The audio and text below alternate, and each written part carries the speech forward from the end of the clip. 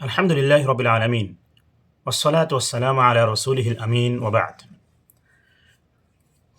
সম্মানিত নাজরিন, আজকে যে বিষয়টি নিয়ে আপনাদের সম্মুখে আলোচনা করব সেটি হচ্ছে একজন মানুষ তার জীবনে অনেক গুনাহ করেছে, সে নামাজ ছেড়ে দিয়েছে, রোজা ছেড়েছে,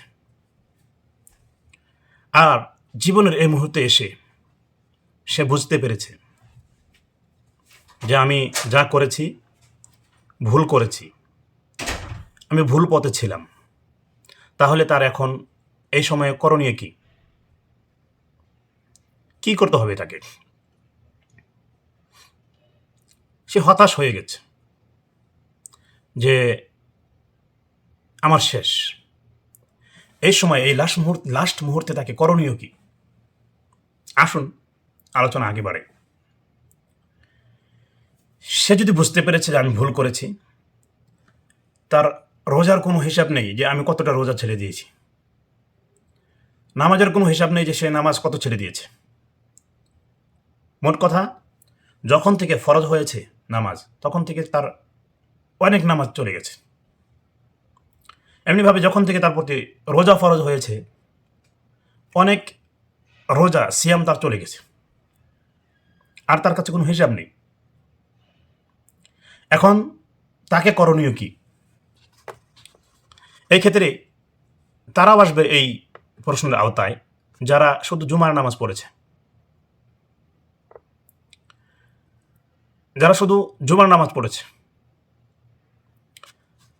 তো তাদের জন্য করণীয় কি? আসুন, এক নম্বরে যেটা করতে হবে তাদেরকে, সেটা হচ্ছে সত্য তওবা। দিল থেকে খালিস নিয়তে তাকে তওবা করতে হবে। আল্লাহ সুবহানাহু ওয়া তাআলার কাছে তাকে ইস্তেগফার করতে হবে, তওবা করতে হবে, গুনাহের জন্য তাকে ক্ষমা চাইতে হবে। দ্বিতীয়তে যেটা কাজ করতে হবে তাকে, সে যে জীবনে করেছে, অতীতে যে সে কাজগুলো করেছে, রোজা ছেড়েছে, নামাজ ছেড়েছে, গুনাহ করেছে, হারাম খেয়েছে, যত ধরনের গুনাহ করেছে, সমস্ত গুনাহের প্রতি তাকে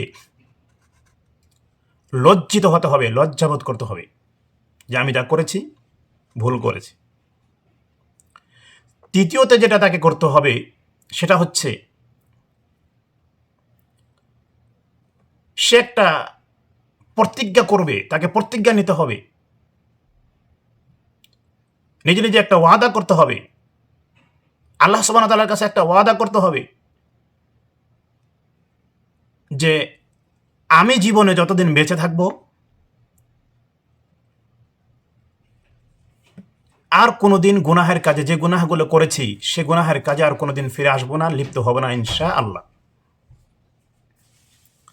এমনিভাবে সে যে গুনাহগুলো করেছে, সে গুনাহের যে জড় রয়েছে, মানে শিকড়, গাছের গোড়া শিকড়, এই গুনাহের গোড়া শিকড় থেকে একদম তুলে তাকে ফেলে দিতে হবে যে আমি আর কোনোদিন এই গুনাহের কাজে ফিরব না। এমনভাবে যদি কোনো ব্যক্তি তাওবা করে, এমনভাবে যদি আল্লাহ সুবহানাহু ওয়া তাআলার কাছে কোনো ব্যক্তি ফিরে আসে, আল্লাহ সুবহানাহু ওয়া তাআলা নিশ্চয় তাকে ক্ষমা করে দিবেন। তাকে হতাশ হওয়ার কোনো দরকার নেই। আল্লাহ সুবহানাহু ওয়া তাআলা তাকে নিজেই নিষেধ করেছেন যে তোমরা হতাশ হইও না। সূরা জুমারে আল্লাহ সুবহানাহু ওয়া তাআলা বলছেন, লা তাকনাতু মির রাহমাতিল্লাহ, তোমরা আল্লাহ সুবহানাহু ওয়া তাআলার রহমত হতে মায়ুস হয়ে যাও না, হতাশ হয়ে যাও না, বঞ্চিত হয়ে যাও না। তোমরা আল্লাহ সুবহানাহু ওয়া তাআলার রহমতের আশা করো, তোমরা আল্লাহ সুবহানাহু ওয়া তাআলার কাছে ক্ষমা চাও। কেননা আল্লাহ সুবহানাহু ওয়া তাআলা বলছেন, ইন্নাল্লাহা ইয়াগফিরুয যুনুবা জামিআ, আল্লাহ সুবহানাহু ওয়া তাআলা সমস্ত গুনাহ মাফ করে দেবেন, সমস্ত গুনাহ মাফ করে দেবেন। আল্লাহ সুবহানাহু ওয়া তাআলা বলছেন বান্দাকে, ইয়া আইয়ুহাল্লাযীনা আমানু তুবু ইলাল্লাহি তাওবাতান নাসুহা, হে ঈমানদারেরা, তোমরা আল্লাহ সুবহানাহু ওয়া তাআলার কাছে তাওবায়ে নাসুহা, সত্য তওবা, খালিস দিল থেকে তওবা করো তোমরা। আরও বলছেন, ওয়াতুবু ইলাল্লাহি জামিআন আইয়ুহাল মুমিনুনা লাআল্লাকুম তুফলিহুন। হে মুসলিমেরা, তোমরা সকলেই আল্লাহ সুবহানাহু ওয়া তাআলার কাছে তওবা করো, লাআল্লাকুম তুফলিহুন, যাতে করে তোমরা সফল হয়ে যাও।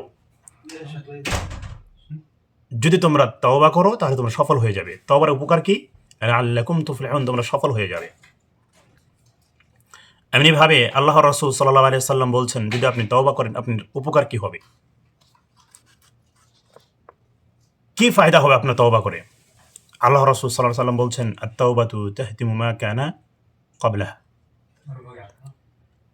যদি কোনো ব্যক্তি তওবা করে, সে অতীতে যা করেছে, পূর্বে যা করেছে, রাসূল সাল্লাল্লাহু আলাইহি ওয়াসাল্লাম বলছেন তার জীবনের সমস্ত মাফ হয়ে যাবে যা আগে করেছে।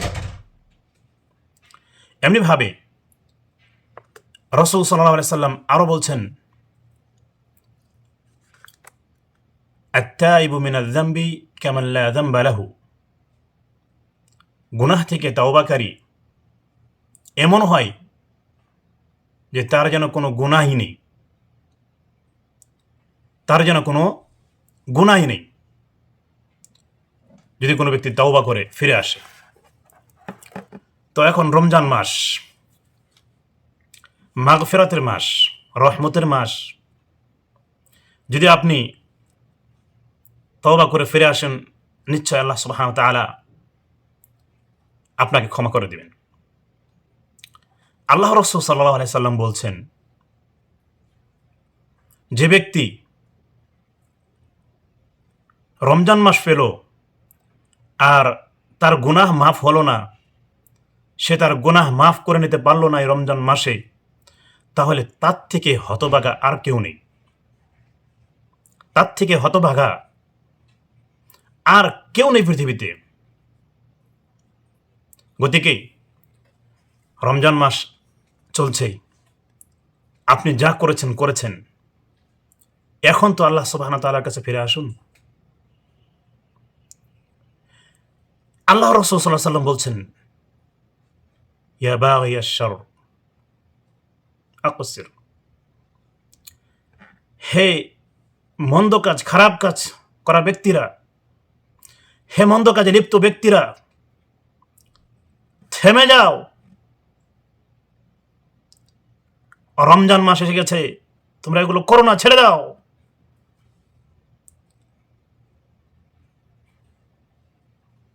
আরো বলছেন, ইয়া বাগিয়াল খায়র আকবিল। হে ভালো কাজ করা ব্যক্তিরা, নেককার ব্যক্তিরা, তোমরা এগিয়ে চলো, এগিয়ে যাও। এটা সেই রমজান মাস যে মাসে রাসূল সাল্লাল্লাহু আলাইহি ওয়াসাল্লাম মন্দ কাজকারীদেরকে থেমে যেতে বলছেন, ভালো কাজকারীদেরকে এগিয়ে যেতে বলছেন। তো আপনি থেমে যান, যা করেছেন করেছেন। আপনি প্রতিজ্ঞা করেন যে এই রোজার মাস পেয়েছি, হয়তো আমি পেতেও পারি, আবার নাও পেতে পারি আগামীতে। এইবার থেকে আপনি তওবা করে ফিরে আসুন, নিশ্চয় আল্লাহ সুবহানাহু ওয়া তাআলা আপনার গুনাহ মাফ করে দেবেন। যদি আপনি খালিস তওবা করেন, যদি আপনি গুনাহের দিকে আবার ফিরে না যান, যদি আপনি আবার নামাজ ছেড়ে না দেন, যদি আপনি আবার রোজা ছেড়ে না দেন, নিশ্চয় আল্লাহ সুবহানাহু ওয়া তাআলা আপনার গুনাহকে মাফ করে দেবেন। তওবা করার পরে যে কাজ আপনার করতে হবে সেটা হচ্ছে, আপনি হুসনে যান রাখবেন আল্লাহ সুবহানাহু ওয়া তাআলার সাথে। মানে ভালো খেয়াল রাখবেন, ভালো আশা রাখবেন, মন্দ আশা রাখবেন না, খারাপ আশা রাখবেন না। আল্লাহ সুবহানাহু ওয়া তাআলা বলছেন, ইয়া আইয়ুহাল্লাযীনা আমানু ইজতানিবু কাসীরাম মিনাজ যান। তোমরা মন্দ, খারাপ আশা বা খারাপ চিন্তা থেকে দূরে থাকো, পরহেজ করো।